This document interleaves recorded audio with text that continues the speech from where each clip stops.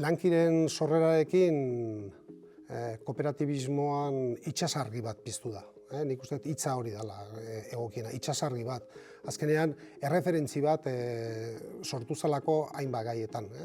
Aipatu den bezala, ikerketa dela, baita ere formazio kooperatiboan dela, eta abar, eta nolabait erreferentzi horrek nik irudikatuko nuke itsasargiarekin. Lanki Fagorren aliatu bat izan da.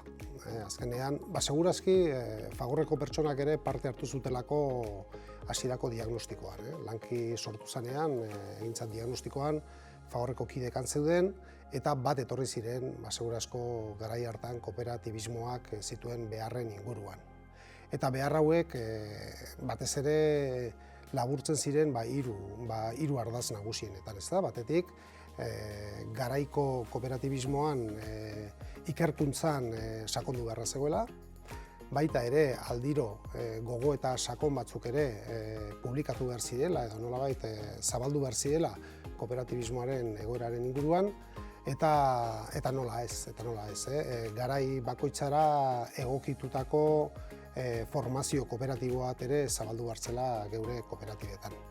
Beraz, ardatz horiek konpartituta aurrera egin genuen, eta bidai lagun izan gara, bidai lagun oso hurbilak, hurrengo 25 urteetan, gaur arte, eta esan duen bezala, guretzat aliatu oso hurbila. Fagorretik aditu kurso espertoa osatu zanean, Fagorrek aukera bat ikusi zuen bertan, ez da?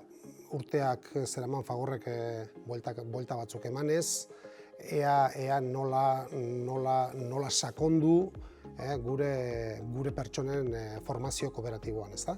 Eta baita ere behar genitula kuadro kooperatiboak. Azkenean, belaunaldi berriak inkorporatzen doaz gure kooperatibetan, eta nolabait guk buruan gendun eta estrategi moduan hartu gendun, identifikatzea ze pertsona zuten sensibilitate berezi bat kooperatibismoaren inguruan, eta nolabait hoiei formazio, aditu bezalako formazio bat eskaini.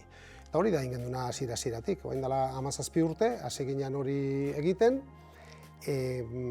urtero 10-12 pertsona aukeratzen genituen geure kooperatibetan, eta inbertsio hori egiten genuen, nolabait formazio sakon, osatu eta esperto hori eskainiz.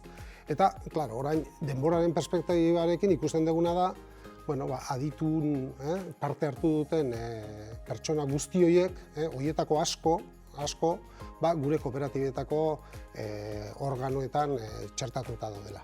Eta guk daukagu konbikzioa, pertsona horiek behintzat bere oinarri ideologikoa, osatua eta benetan sendoa dutela.